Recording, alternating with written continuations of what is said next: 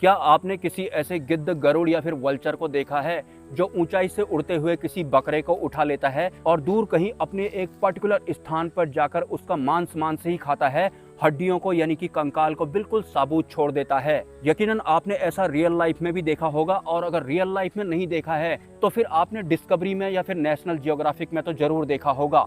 आप कह रहे होंगे कि मैं ऐसा क्यों बताने लग रहा हूँ। मौजूदा इंसानी सभ्यता में जो छोटे छोटे पशु पक्षी आपको दिखाई पड़ते हैं, जैसे कि गिद्ध हो गए, वल्चर हो गए या फिर अन्य कोई पक्षी आपको दिखाई पड़ते होंगे, जो बहुत ऊंचाई से ही अपने शिकार को देख लेते हैं और उसे उठाकर ले जाते हैं और किसी पर्टिकुलर स्थान पर जाकर सिर्फ उसका मांस ही मांस खाते हैं, हड्डियों को बिल्कुल साबुत छोड़ देते हैं, मतलब कंकाल को बिल्कुल साबुत छोड़ देते हैं। लेकिन आपको मैं सच बताऊं तो प्राचीन सभ्यता में यही जीव जो आजकल आपको बहुत छोटे दिखाई पड़ते हैं, ये प्राचीन सभ्यताओं में बहुत ही विशालकाय हुआ करते थे।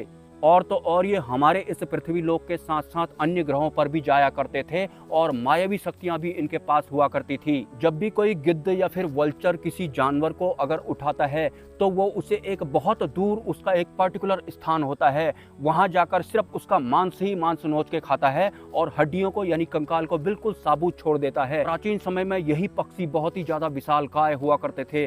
अन्य ग्रहों में, अन्य लोकों में भी इनका आना जाना लगे रहता था। और तो और कुछ जीवों के पास तो मायावी शक्तियां भी हुआ करती थी। इस वजह से ही बहुत सारी देव सत्ताओं के साथ आपने जीव जंतुओं को भी देखा होगा। ऑलमोस्ट जितने भी देवी देवता हैं उन सभी की जो सवारियां होती हैं, सवारियां मैं नहीं कहना चाहूंगा, उनकी काबिलियत की वजह से ही देव सत्ताओं ने बहुत सारे जीव जंतुओं को अपने साथ में रखा हुआ है। और वास्तव में उत्तराखंड के बर्फीली पहाड़ियों में जो रूपकुंड की झील है, जहाँ पर हजारों की संख्या में साबुत अवस्था में मानव कंकाल पाए जाते हैं, और रूपकुंड जो कि एक मिस्टीरियस झील है जिसका रहस्य आज तक किसी भी साइंटिस्ट को भी समझ में नहीं आया।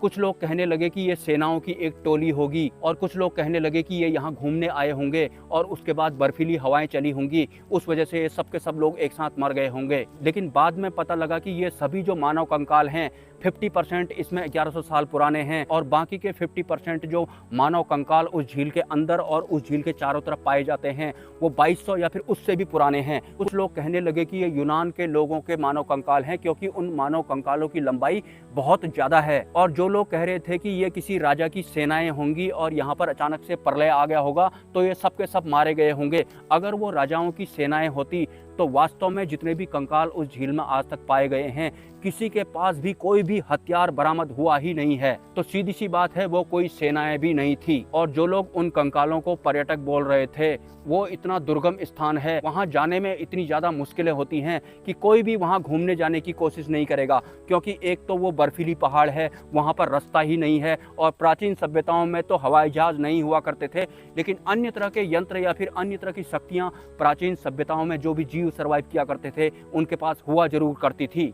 तो जैसा कि मैंने अपने एक वीडियो में बताया था कि जब किसी सभ्यता का अंत होता है तो उस सभ्यता के दौरान जो भी हर्ता कर्ता होते हैं उनको सूक्ष्म जगत की शक्तियों द्वारा ऐसे ही उठा लिया जाता है। और वास्तव में हजारों की संख्या में रूपकुंड झील में जितने भी कंकाल पाए गए हैं, उन सभी इंसानों को या फिर जीवों को कुछ इसी तरह के विशालकाय गिद्धों ने या फिर विशालकाय पक्षियों ने उठाकर उस झील के किनारे, जो कि पर्टिकुलर उनका स्थान हुआ करता था, वहां पर उनका मांस नोच के खाया था और साबुत कंकाल को यानी हड्डियों को छोड़ दिया था। वास्तव में प्राचीन सभ्यताओं में ऐसे ऐसे भयानक जीव हुआ करते थे। जो छोटे छोटे जीव जंतु आपको दिखाई पड़ रहे हैं, इनका साइज बहुत ही ज़्यादा बड़ा हुआ करता था। अभी आपको ये बहुत ज़्यादा छोटे दिखाई पड़ रहे हैं। मैं आपको अपना एक एक्सपीरियंस बताऊं तो इस जगह पे तो नहीं, यहाँ से थोड़ी दूर जगह पर मैंने खुली आंखों से डायनासोर के बराबर एक जीव को देखा था। हालांकि मैं उस वक्त कोई वीडियो नहीं बना रहा था, लेकिन आप गेस कीजिए, अगर आप कहीं सुनसान जगह पर होते हैं और आपको डायनासोर की बराबर कोई जीव अगर पल भर के लिए दिखाई पड़ता है तो आपकी हालत कैसी होगी। लेकिन सच बताऊं तो मेरी हालत बिल्कुल भी ऐसी नहीं हुई, क्योंकि जो डायनासोर आकृति का प्राणी मैंने खुली आंखों से देखा था, आप यकीन नहीं करेंगे, जैसे ही मेरी नज़र उस पर पड़ी तो वो मुझे देखकर शर्मा जैसा रहा था। तो उसका ऐसा स्वभाव देखकर मेरे अंदर डर बिल्कुल उत्पन्न ही नहीं हुआ। मैं आपको सच बता रहा हूँ, डायनासोर के बराबर एक जीव मैंने देखा था। उसी विषय पर मैंने एक पोस्ट भी बनाया था, कम्युनिटी पोस्ट में मैंने उसको डाला है। वो मुझे देखकर शर्मा रहा था। मैं आपको सच बताऊं तो पेड़ के पीछे वो ऐसे करके मुझे देख रहा था, जैसे कि मुझे मेरे साथ में वो आंख मिचौली खेल रहा हो। मेरे को उस दिन यकीन हो गया कि जितनी भी प्राचीन सभ्यताओं के ये स्तंभ दिखाई पड़ते हैं, मूर्तियां दिखाई पड़ती हैं, वो खाली ऐसी ही नहीं हैं। वास्तव में उस तरह के जीव उन सभ्यताओं में सर्वाइव करते थे और वो अभी सूक्ष्म अवस्था में गए हुए हैं। और धीरे धीरे सभ्यताओं का परिवर्तन होता है। एक सभ्यता खत्म होती है और दूसरी सभ्यता शुरू हो जाती है। और एक बात, 20 फुट 25 फुट या फिर 50 फुट के इंसान का कंकाल आपको कहीं भी अगर देखने को मिल रहा है तो आप बिल्कुल भी इस गलतफहमी में मत रहना कि वो हम जैसे इंसान ही होंगे। भले ही उनका जो शरीर है वो हमारे जैसा हो, लेकिन स्वभाव में या फिर इंद्रियों में या फिर दिमाग के मामले में वो बिल्कुल दूसरे किस्म के जीव रहे होंगे। वो बिल्कुल भी हमारे जैसे नहीं होंगे। तो ये जितनी भी देव सत्ताएं हैं, इनके साथ भी आपको बहुत सारे जीव जंतु दिखाई पड़ते हैं। बहुत सारे जो नाग होते हैं या फिर जो शेर होते हैं या फिर कुत्ता भी किसी देव सत्ता की सवारी है। ऐसा कोई जानवर है ही नहीं जो किसी देव सत्ता के साथ में ना हो। तो हम लोग उनकी पूजा भी करने लगते हैं। वास्तव में वो प्राचीन सभ्यताओं के बहुत बड़े अंश रहे थे, बहुत बड़ी दिव्य शक्तियाँ। ये जितने भी जीव जंतु आपको देव सत्ताओं के साथ दिखाई पड़ती हैं, वो कोई मामूली जीव जंतु नहीं है। उनकी प्राचीन सभ्यताओं में दिव्य भूमिकाएं रही थी। नमस्कार दोस्तों, क्या आपने प्राचीन शिल्पकारियों की कुछ ऐसी मूर्तियां देखी हैं जिनमें मूर्तियों की जो फिजिकल बॉडी होती है वो आधी इंसान जैसी होती है और आधा उनका जो धड़ होता है वो लिजार्ड की तरह होता है, या फिर नाग या फिर सर्प की तरह होता है, या फिर किसी खूंखार एनिमल की तरह होता है, या फिर गिद्ध की तरह होता है। प्राचीन सभ्यताओं की जितनी भी चित्रकारियाँ या फिर शिल्पकारियाँ आप देखेंगे, हमारे इंडिया में ही अगर आप देखेंगे तो बहुत सारी मूर्तियां ऐसी हैं जिनका चेस्ट से ऊपर को तो इंसान का जैसा शरीर है और नीचे को उनका नाक का जैसा शरीर है, या फिर थोड़ा बहुत तो वो इंसान की तरह दिखाई पड़ते हैं और बाकी का शरीर उनका नाक की तरह होता है। अगर आप विदेशों जैसे कि यूनान या फिर जो अन्य देश हैं, उनकी प्राचीन सभ्यताओं में जो भी मूर्तियां वहाँ देखने को मिलती हैं, वो अगर आप देखेंगे तो किसी मूर्ति का शरीर आधा तो इंसान की तरह होता है और आधा जो होता है उनका जो मुंह होता है या सर होता है वो लिजार्ड की तरह होता है, या फिर क्रोकोडाइल की तरह होता है, या फिर गिद्ध या फिर गरुड़ की तरह होता है, जिन्हें कि वल्चर कहा जाता है। जो कि मौजूदा समय के जो इंसान होते हैं उन्हें तो समझ में नहीं आते हैं, लेकिन प्राचीन सभ्यताओं में जितनी भी मूर्तियां आपको दिखाई पड़ती हैं जो आधे इंसान की तरह होते हैं और आधा शरीर उनका एनिमल्स की तरह होता है, वास्तव में वो जीव हुआ करते थे और वो हमारे इसी धरातल पर सर्वाइव भी किया करते थे। और ऊपर आसमान में जो आपको ये अनंत ब्रह्मा दिखाई पड़ रहा है, ऐसा नहीं है कि वहाँ कोई नहीं रहता है।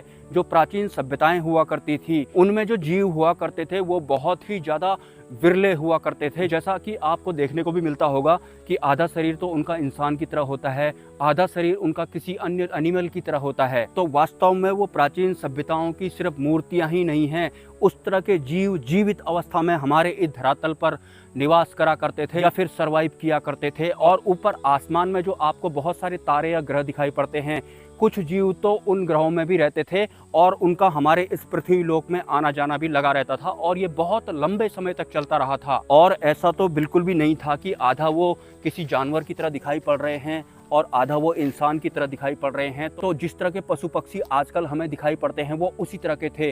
वो बहुत ही उच्च स्तरीय जीवों की श्रेणी में आते थे। उनके पास मायावी शक्तियां भी हुआ करती थी।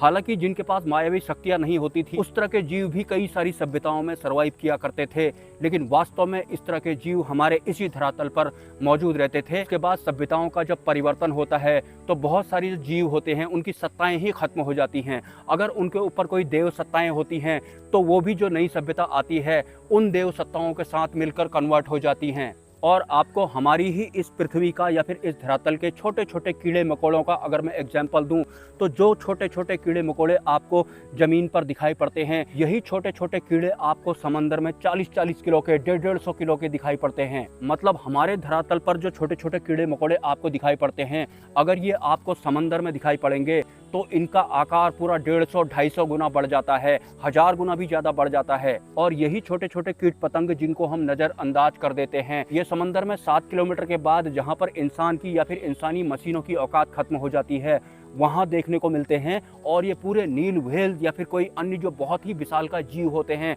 इनका आकार वहाँ कुछ ऐसा हो जाता है। जबकि समंदर के बहुत ज़्यादा गहराई पर अगर इंसान या फिर उसके द्वारा भेजी गई कोई मशीन भी भेजी जाएगी तो उसके चीथड़े मच जाते हैं, क्योंकि पानी का इतना ज़्यादा दबाव होता है। लेकिन वहीं से इनकी सत्ताएँ शुरू होती हैं और उतना ज़्यादा पानी का प्रेशर होने के बाद भी इन जीवों को कुछ भी नहीं होता है।